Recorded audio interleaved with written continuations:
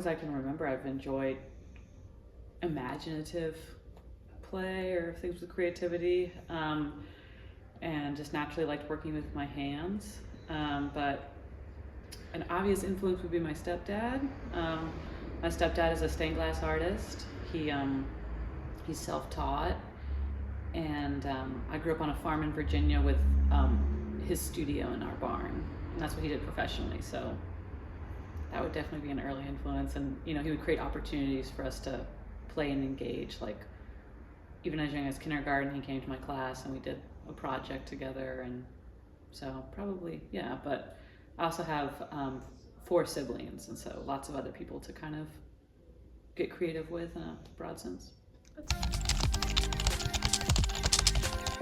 Yeah, I mean, a lot of my work does center around landscapes and kind of exploring the ways that place impacts identity and community, and definitely growing up in rural Virginia in a more isolated area has impacted like the way I move through the world and like what I'm comfortable with, and just noticing the way that I respond to my environments based on my upbringing.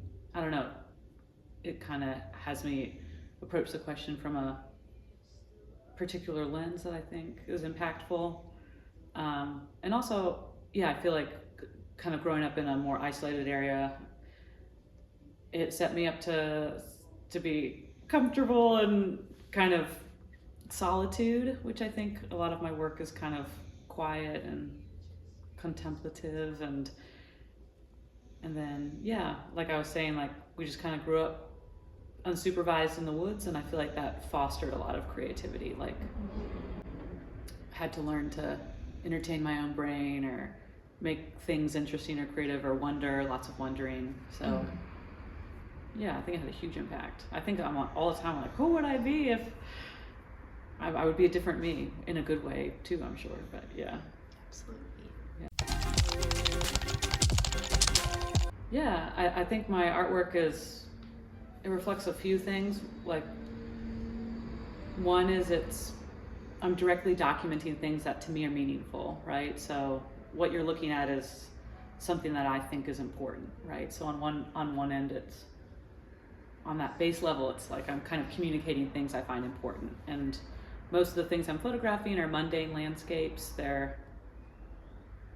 It's not like a vista of Yosemite, but it's a bend in the river that I think is equally worthy of paying attention to and investing in and finding spiritual substance from.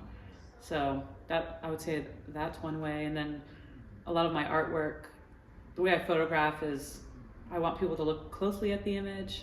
It's like maybe a small detail that's in focus. And I think that reflects my relationship with the landscape, because that's how I move through it. It's like looking at these small details, noticing things, paying attention.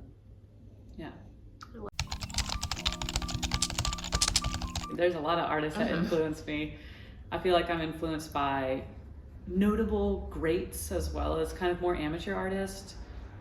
I feel like today on the internet, it's like you can find so many people that do things in creative ways. I love the democratization of kind of information sharing and kind of seeing different people's artworks.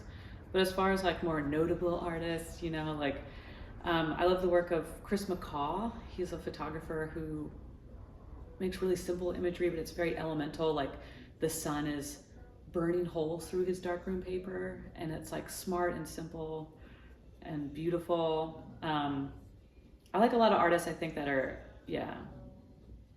less maybe about concept and more about like something more emotional. I love Dan Estabrook's work. Sujimoto, I think, is amazing. Sally Mann, obviously. Justin Curlin. This walk here is like a lot of people who inspire me. We've got John Davola, Odette England. Yeah, I don't know. I'm inspired very easily.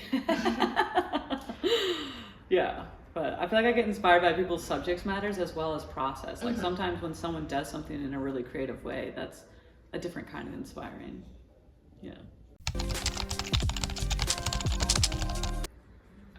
Very big role. Yeah, the processes I work with are all handmade photography. Everything's chemical, and to get the images to come out, there's a lot of like technique mastering, and that is part of it. So it's funny. It's like when I first started in this process, like I didn't experiment a lot. I was more focused on like doing it right and learning to do it well. But along the way, you make mistakes, and sometimes those mistakes make cool things. Not even experimenting, maybe serendipity. Who knows? Mm-hmm. Yeah, I feel like a lot of times a mistake happens, and then it inspires you to try to like reproduce it, and you experiment. So yeah, I think it's like a balance 50-50 of like like a lot of times, you know, like if I'm photographing something, I have this idea of how I want it to look, and sometimes it's hard to not get lost in like just like tunnel vision pursuing this idea and like losing the overall idea of something. And then a mistake will happen, and then I'm like, actually this is cool, and it works out. Yeah.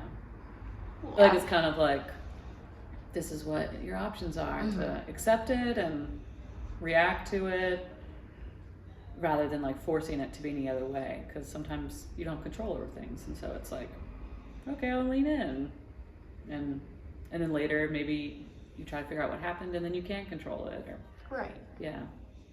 Like a lot of my learning, I feel like, is through just making mistakes. And I mean, that's a stereotype, right? You learn through mistakes, but not in the bad way of like, you know, like I feel like when I hear that phrase, I think, oh, something bad happened to you and you learned from it. And it's like, no, it wasn't bad, the mistake. It just was different than I anticipated.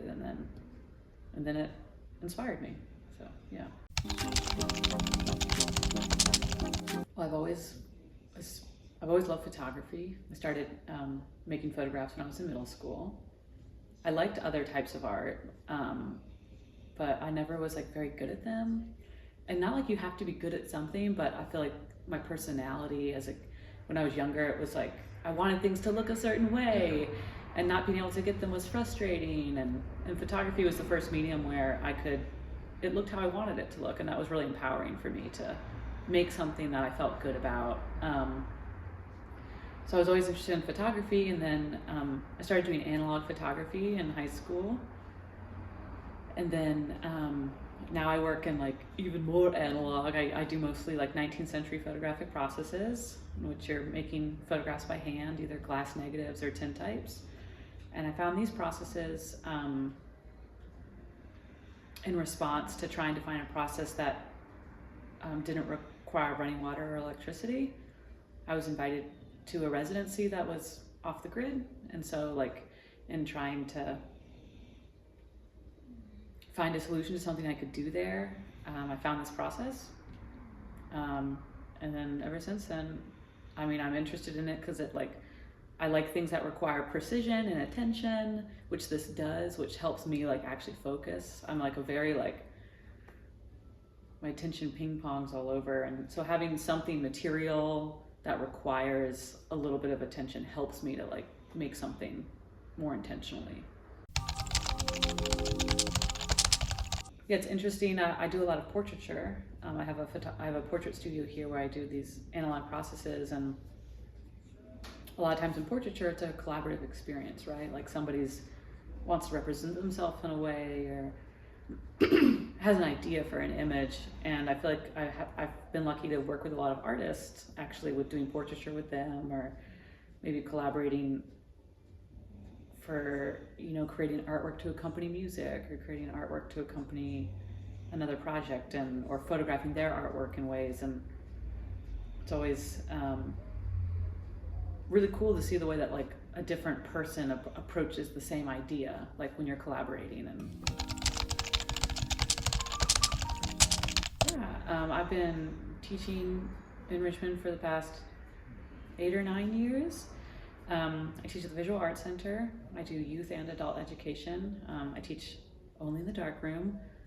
Though one summer I did do digital photography. Never again. But I teach at the Visual Arts Center. I've taught at VCU, and I've worked with different like arts nonprofits or different initiatives like the VMFA MLit program or Studio 2-3. I think the like art education community here is incredible. We're lucky to have a community full of a lot of practicing artists who are teaching.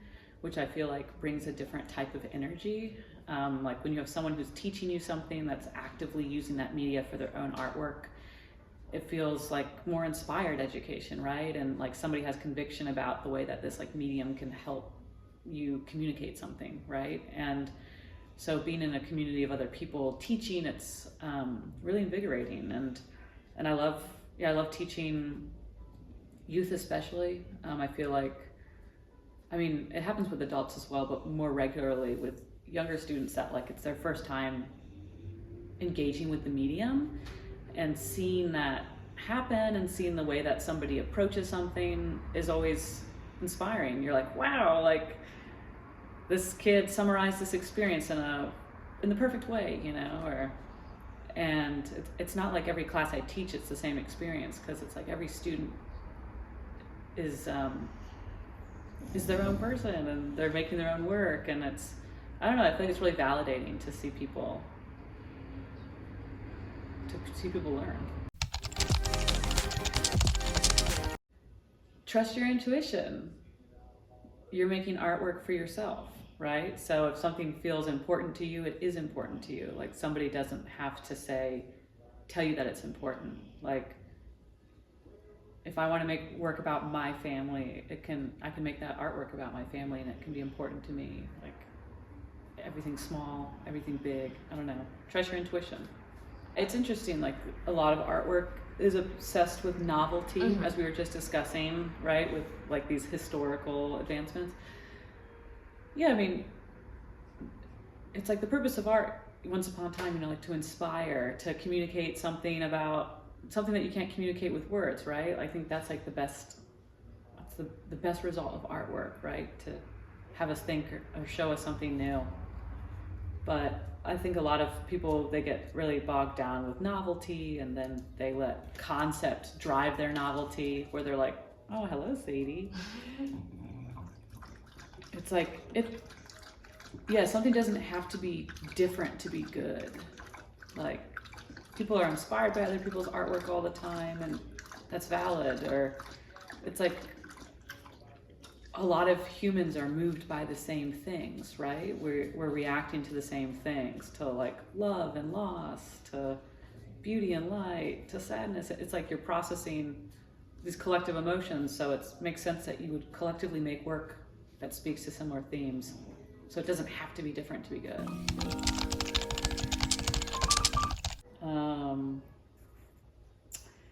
Well, I think it's, I'm like, what? In my head, I immediately go to fun facts, you know. I have a twin brother. I have 3 dogs. But no, I think, I don't know, just be yourself. Yeah, I think that'll do it. Woo!